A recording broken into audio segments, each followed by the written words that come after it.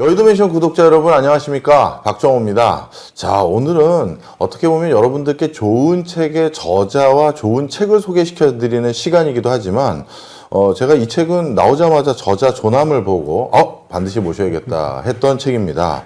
저한테는 반도체 분야 스승님 같은 분이시고 또 이쪽 분야에 오랫동안 전문가로 활동하시면서 대중들에게 업황을 전달해 주셨던 최고의 전문가인데요.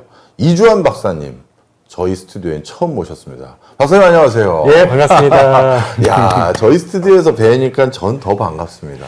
또 진행자와 게스트로 만나니까 그러니까요. 새롭네요, 느낌이. 예, 맨날 같이 전문가로서 어디 같이 불려가서 세미나하고 했는데 이렇게 뵈니까 진짜 다양한 생각이 듭니다. 이번에 반도체 책 드디어 내주셨네요. 예. 거의 반강제적으로 쓰게 됐습니다. 아마 워낙 핫한 분야니까 저자 찾다가 아마 영순위로 많은 출판사들이 부탁하고 청탁하셨을 것 같은데, 저한테는 그래도 워낙 친숙한 분이지만 우리 채널에는 또 처음 보는 분들이 계실 것 같아서 그렇겠죠. 자기소개 부탁 좀 드립니다. 안녕하세요. 일단 이름은 이주환이라고 하고요. 현재는 프리랜서 인더스트리 애널리스트로 활동을 하고 있습니다. 주로 금융연구소와 대기업의 싱크탱크에서 시장을 분석하고 경영 전략을 짜는 그런 업무들을 많이 했었고요. 근데 사실은 그보다 훨씬 전에 SK 하이닉스 반도체에서 공정 엔지니어로 또 오랫동안 근무를 했던 경력이 있어서 어떻게 보면은 직접 기술과 시장 분석과 경영 전략 세 가지를 다 두루 경험했다고 자부할 수 있을 것 같습니다. 그래서 그러한 배경을 가지고 오늘 또 여러분들에게 좋은 이야기들을 보따리를 풀어보도록 하겠습니다. 네. 반갑습니다.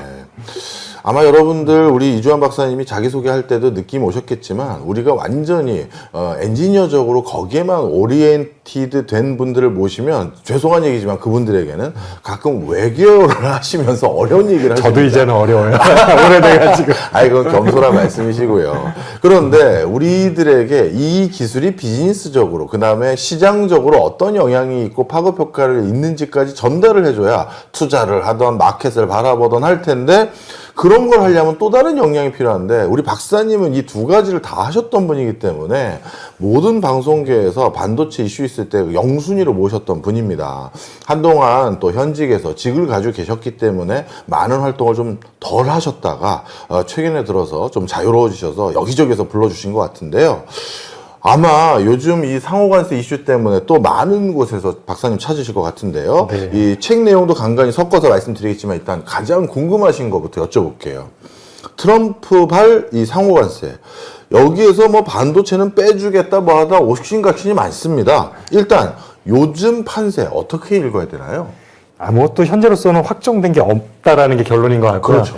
그냥 하루가 지나면 다른 얘기가 나오고 심지어는 미국 내에서도 상무부에서 발표하면 또 바로 백악관에서 반박하는 얘기가 나오기도 하고, 갑자기 전 세계에서 새로운 얘기가 기자들한테 뿌려지기도 해서, 어쨌든 우리가 지금 올해 2월 달에 이제 미국 대통령 트럼프 2기가 시작되면서부터 굉장히 불확실성이 커졌다. 1월이군요. 1월 21일부터.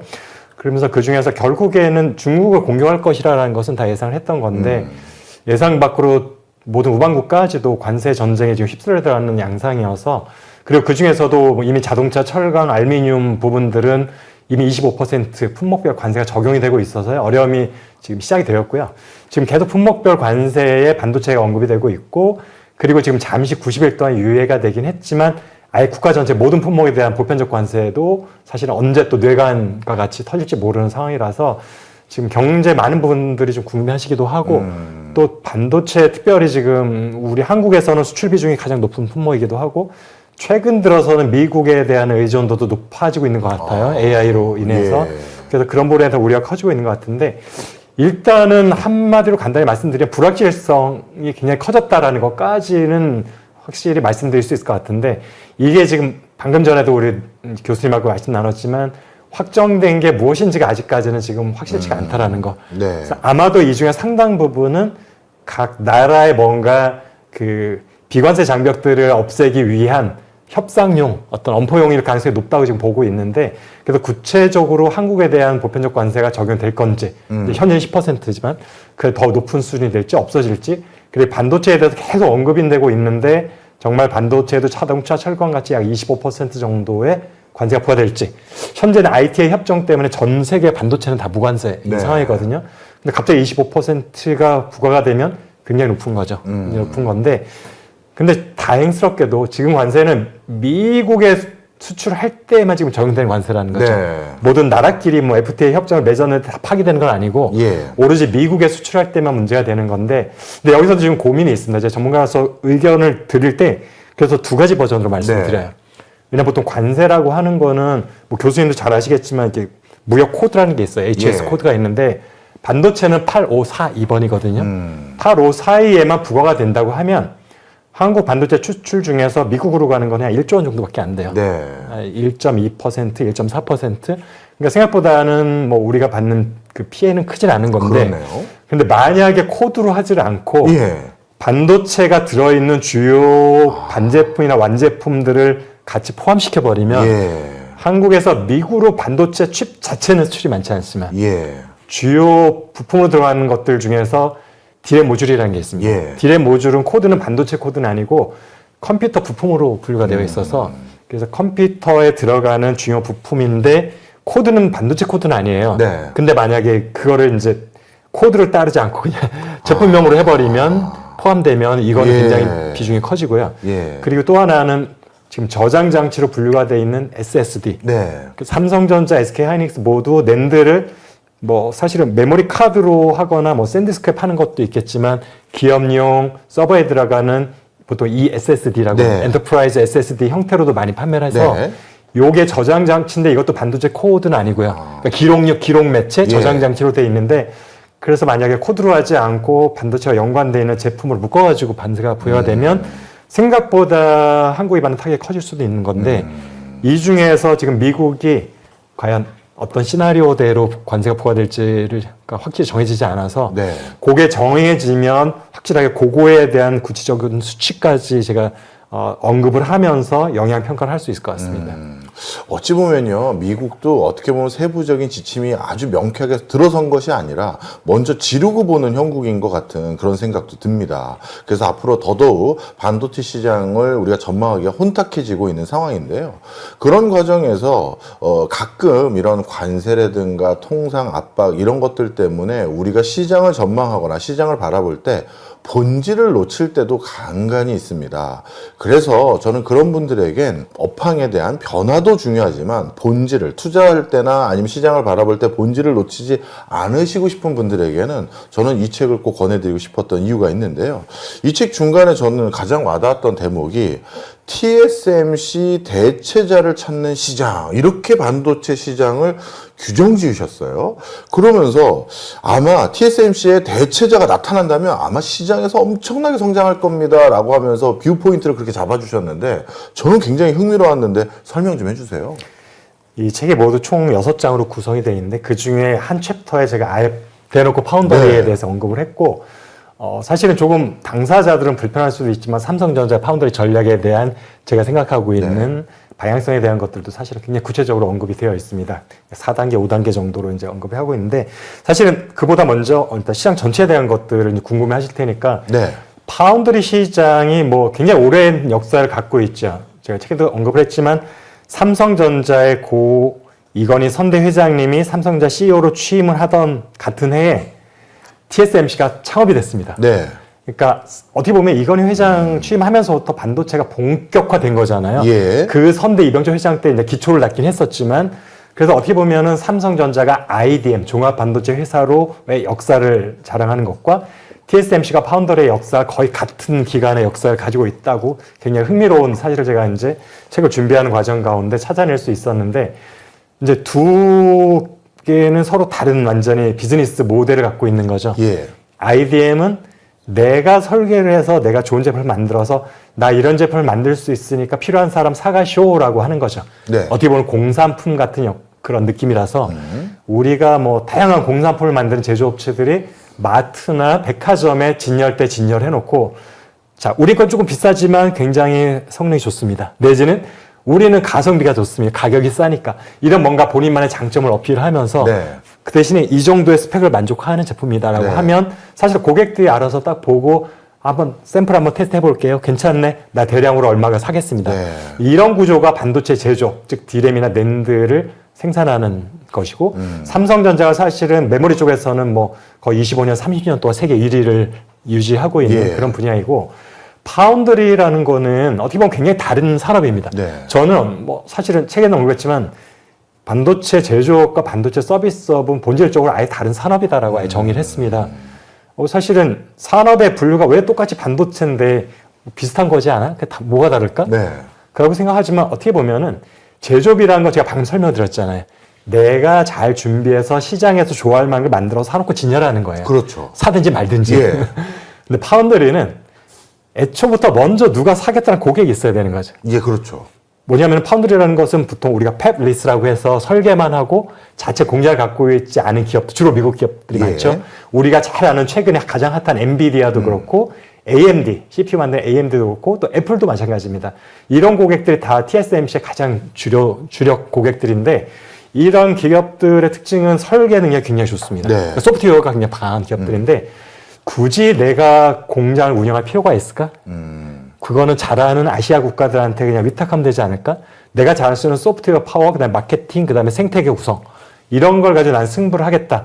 대신에 사실 공장 운영하려면 굉장히 많은 인력도 해야 되고 고정 투자비도 많이 들고 하니까 마진율이 높아질 수 없는 한계도 많이 있잖아요. 네. 우리 경제 경영을 아시는 분은 좀 이해를 하실 텐데 그러다 보니까 그런 팹리스 기업들이 미국에 많이 있는데 결국 누군가는 만들어줘야 되는 거잖아요. 그래서 파운드리라는 산업이 중요한 건데 왜 파운드리가 옛날에도 있었는데 최근 들어서 이렇게 핫해졌느냐라고 하면은 예. 최근 들어서 미국에 사실은 팹리스, 그러니까 우리가 보통 빅테크 기업이라고 하는 기업들 있죠. 그러니까 플랫폼 기업들이 과거보다 훨씬 더 많은 데이터 센터와 AI 칩을 요구를 하기 시작했던 거죠. 예. 그 다음에 자체 개발하려는 움직임도 많이 있고 그렇기 때문에 이 모든 것들을 누군가 만들어줘야 되는데 대부분의 미국 빅테크 기업들이 원하는 제품이 어느 정도 수준의 난이도냐 하면은 2나노, 1나노대로 만들 수 있는 제품을 원하는 건데 네. 그럼 파운드리 회사 굉장히 많이 있겠죠. 전 세계적으로. 네, 네. 중국에도 굉장히 많고 한국에 삼성전자도 있는데 지금 빅테크 기업들이 대량으로 물건을 맡기고 싶어하는 정도의 기술력을 양산까지 할 수 있는 기업은 온리 TSMC밖에 없다. 그리고 이거를 유일하게 대체할 수 있는 비슷한 수준의 기술력을 아직까지 고객들의 만족도가 높진 않지만 네. 어쨌든 할 수 있는 정도 준비가 되어 있는 게 인텔하고 삼성전자 파운드리 정도인데 그리고 이제 추가로 하나 더 든다면 아직 공장이 완공이 됐지 않아서 언급하기 어렵긴 하지만 일본의 라피더스라는 기업. 네. 근데 제가 언급을 꼭 하는 이유는 일본에서 반도체 산업의 부활을 위해서 거의 국가 차원에서 지금 지원을 하고 있는 기업이기 때문에 네. 여기를 무시할 수는 없을 것 같다라는 생각이 들고 있고요. 근데 아시다시피 인텔 작년에 쇼크 있었잖아요. 예. 파운더리 쇼크. 이제 최근에 리프탄 CEO가 다시 이제 등장을 하면서 파운드리에 대한 전략을 구체적으로 아직 언급하진 않았어요. 예. 기다리고 있는데 둘 중에 하나일 것 같습니다. 파운더리를 아예 접거나 네. 아니면 정말 다시 원점으로 돌아와서 파운더리를 처음부터 잘하겠다. 공부해가면서 예. 둘 중에 하나일 것 같은데 아직까지는 지금 윤곽이 드러나지 않아서 모르겠고 삼성전자는 아직까지는 접을 생각은 없는 것 같습니다. 네. 그렇지만 지금 D램, HBM 등에서 문제가 계속 발생하다 보니까 지금 전사적으로 투자라든지 인력 배치 같은 것들이 오히려 파운더리에서 힘을 좀 빼고 메모리 쪽으로 지금 옮겨가고 있는 상황이다 보니까 당분간 삼성전자는 파운더리에 집중하기 좀 어려운 상황이다, 내부적으로. 그러다 보니까 라피더스 아예 공장이 없고 네. 유일하게 남는 건 역시 TSMC밖에 없는 상황이 그러네요. 되니까 그래서 TSMC한테 물건을 맡기던 고객은 굉장히 많이 증가를 했는데 예. 자, 중국에도 있다고 했지만 미국 기업들이 중국 파운더리 이용하는 건 아마 행정부에서 가만히 있지 않을 거예요. 그렇겠죠. 거래 못하게 좀 막을 거고요. 예. 그리고 아직 중국 파운더리의 기술력은 TSMC를 대체할 만한 수준까지 못 갔다. 왜냐하면 EUV 장비가 없거든요. 네. 미국의 반도체 제재 중에 이제 장비 제재가 또 한 가지 있는데 그 중에 네덜란드 ASML이 유일하게 독점 생산하는 EUV라는 장비가 중국엔 지금 한 대도 없습니다. 네. 그래서 지금 기술적인 한계가 있는 거라서 그래서 TSMC의 모든 고객들의 지금 주문이 물리고 있는 상황인데 문제는 공장이라는 게 하루아침에 뚝딱 생기질 않잖아요. 네. 돈이 있다고 하더라도. 그래서 뭐 미국의 공장을 얼마 정도 하겠다. 최근에는 1,000억 달러를 투자하겠다는 얘기도 나왔는데 그게 뭐 몇 년에 걸쳐 순차적으로 이루어지는 건데 고객은 이미 줄 서 있는 거죠. 네. 그러다 보니까 지금 100% 가동률로 TSMC 공장들이 돌아가고 있지만 지금 미국 팹리스 고객들 줄 서서 기다리고 있어요. 나 언제 순번표 뭐 일단 뽑으셔야 됩니다. 그리고 나서 나는 10그릇 주문했는데요. 지금 저희가 바빠서 2그릇밖에 못 드립니다. 이런 상황이거든요. 원래 맛집이 그렇잖아요. 야. 4개 이상은 한꺼번에 주문이 안 됩니다. 뭐 예. 이런 것들이 있잖아요. 예. 한 사람이 2개까지밖에 주문 안 되고 이런 네. 거 있거든요. 매장마다. 지금 그런 상황이다 보니까 지금 고객의 입장에서는 누가 돼도 좋은데 TSMC가 비슷한, 조금 떨어져도 좋아. 비슷한 수준의 퍼포먼스를 내고 뭔가 서비스를 해줄 수 있는 기업이 등장하면 그리를 물량을 좀 나누고 싶은 거예요. 네. 너무 줄 서서 오래 기다려야 되니까. 네. 대기표가 뭐 1000벅 막 이러니까. 네. 그렇기 때문에 제가 인텔이 됐든 삼성전자가 됐든 혹은 1년 후에 라피드에스가 됐건 제대로 파운더리에서 2나노나 1나노대에서 양산을 성공하고 거기 이제 수율이 잘 나와야 되겠죠. 네. 수율도 잘 나오고 그리고 최소한 이제 수율도 중요하지만 똑같은 제품이 나오더라도 파운더리 업체가 틀려지면 엄밀하게 말하면 완전히 다른 제품이 나와요. 왜냐하면은 이게 팹리스 기업들이 설계도를 준다고 우리가 이해하잖아요. 그렇죠. 그러면 그대로 만드는 게 아닌가 보죠? 근데 사실은 파운더리 업체가 받는 설계도는 컴퓨터에서 오토캐드로 그려져 있는 게 회로도예요. 예. 그 회로도를 만약에 반도체 공장에 딱 주면은 뭘 할 수 있는 게 하나도 없죠. 반도체 공장에는 3D 디멘전로 되고 여기에는 어떤 레이어에 재료를 뭘 써야 두께를 얼마로 어떤 공력 주고 이게 필요한 건데 예. 어떻게 보면 약간 시방서에 가까운 게 필요한 건데 회로도를 가지고 할 수 있는 게 아무것도 없어요. 네네. 결국에는 그 회로도를 다시 공정을 할 수 있는 설계도로 바꿔줘야 되는데 그 역할을 해주는 게 우리 보통 이제 디자인 하우스라고 하는 이제 우리 팹리스와 파운더리 중간적인 역할을 하는 파트너 사업들이 있고 네. 여기서 일부를 거친 다음에 다시 최종 파운더리 공장에 적용하기 위해서는 결국 파운더리 업체들이 다시 설계를 합니다. 최종적으로는. 거기서 설계를 하면서 어떤 모습으로 최종적으로 이게 큐시트가 나올지 모르는 거잖아요. 네네. 갖고 있는 장비도 다르고 기술력도 네. 틀고 그렇기 때문에 동일한 고객이 A사, B사, 파운더리 두 곳에 똑같이 물량을 주더라도 최종 나오는 칩은 구조나 머티리얼이나 이런 것들이 완전히 달라질 수밖에 예. 없고 당연히 그렇게 되면 성능도 달라지겠죠. 그렇겠죠. 근데 그 성능이 지금 TSMC랑 삼성전자하고 양쪽에 나눠줘 봤잖아요. 옛날에 예. 많은 기업들이 대표적으로 퀄컴하고 애플이 네. 나눠서 해봤는데 가격이 삼성전자가 좀 싸다는 메리트는 있지만 일단 수율이 잘 안 나온다는 핑계가 됐어요. 네. 근데 이면에 아름아름 시장을 잘 아는 분들하고 얘기를 들어보니까 수율 문제가 아니다.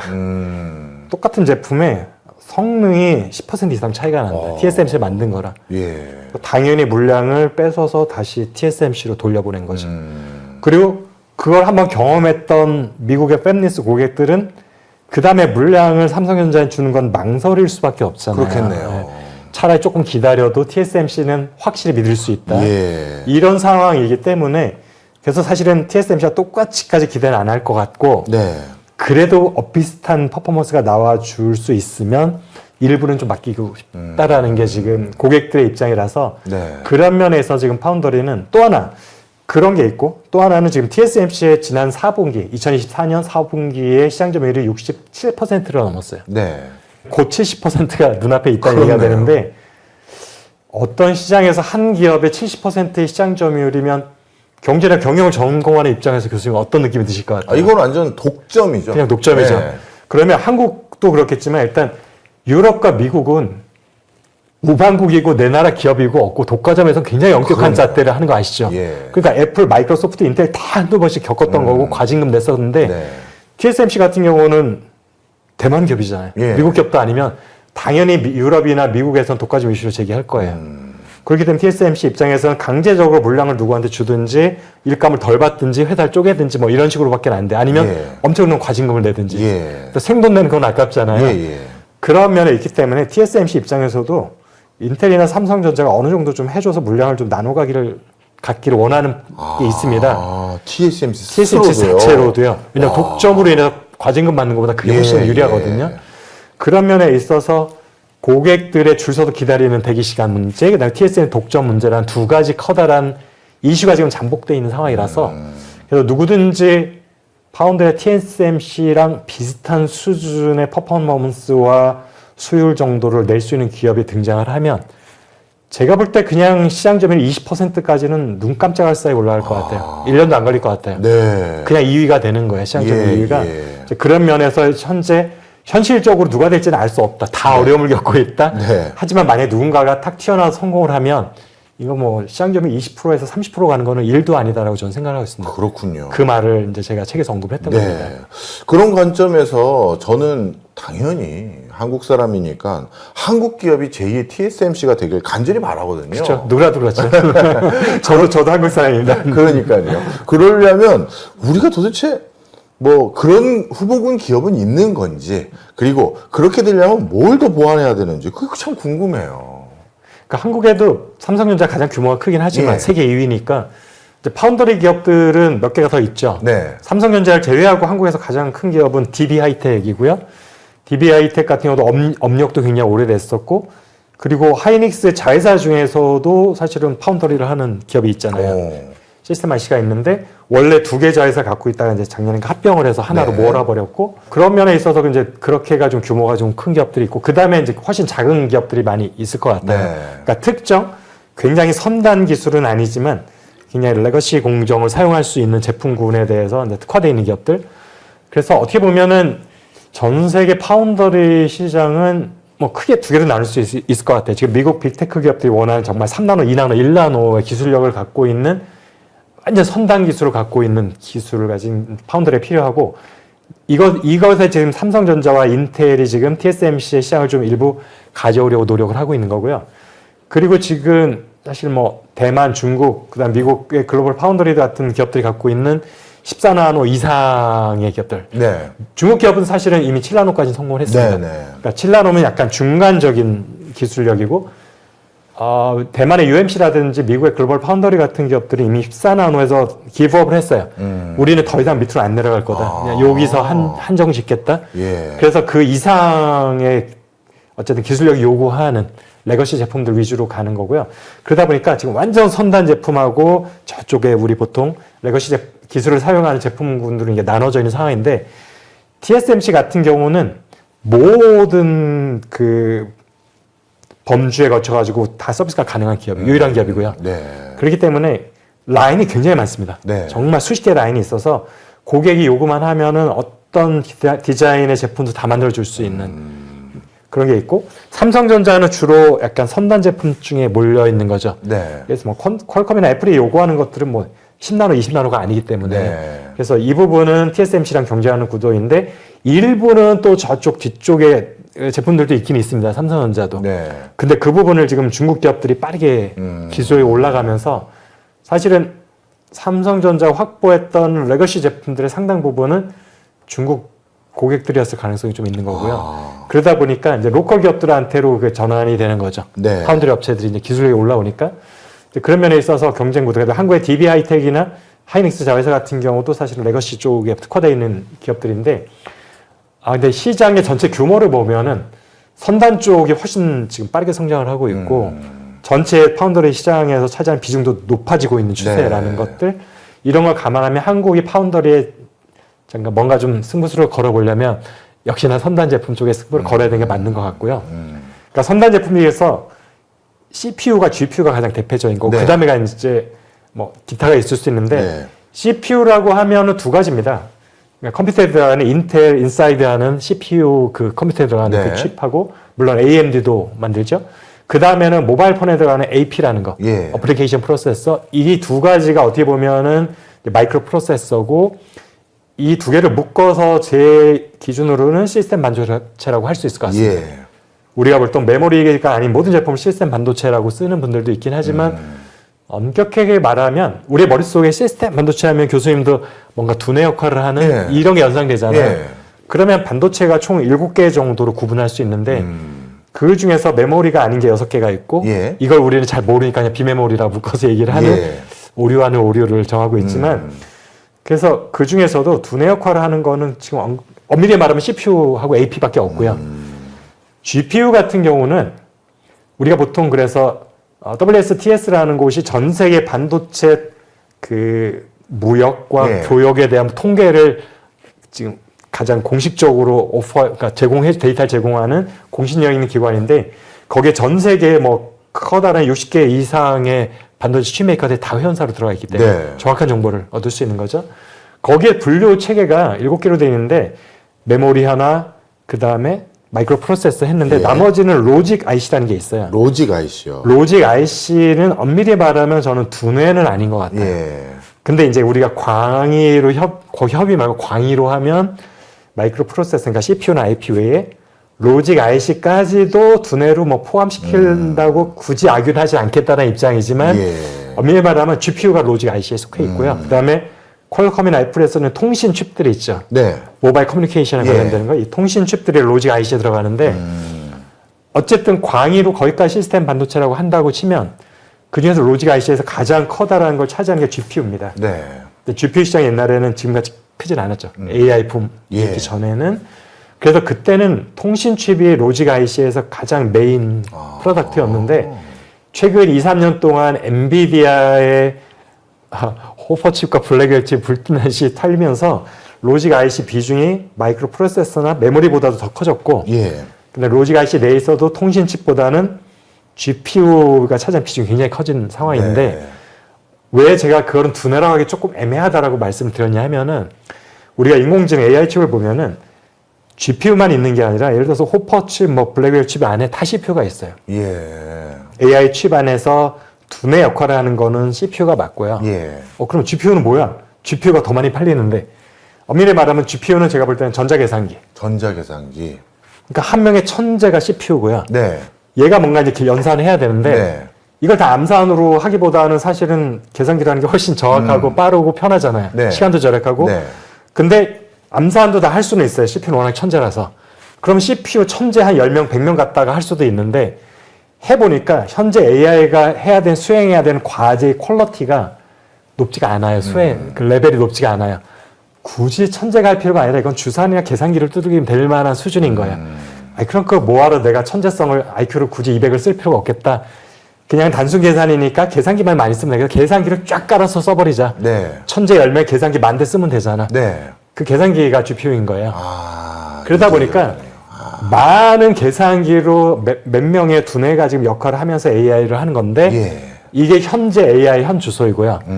나중에 AI 수준이 인간의 두뇌를 넘어서는 수준 정도 되면은 GPU는 안 될 겁니다. 그렇겠죠. 그렇게 되면 NPU가 됐든지 CPU가 됐든지 아니면 요즘 뭐 또 한창 떠오르는 별이라고 할 수 있는 우리 퀀텀 네. 컴퓨팅 시스템이 될지 이런 것들이 대체를 하면서 GPU의 역할은 쫙 떨어질 거예요.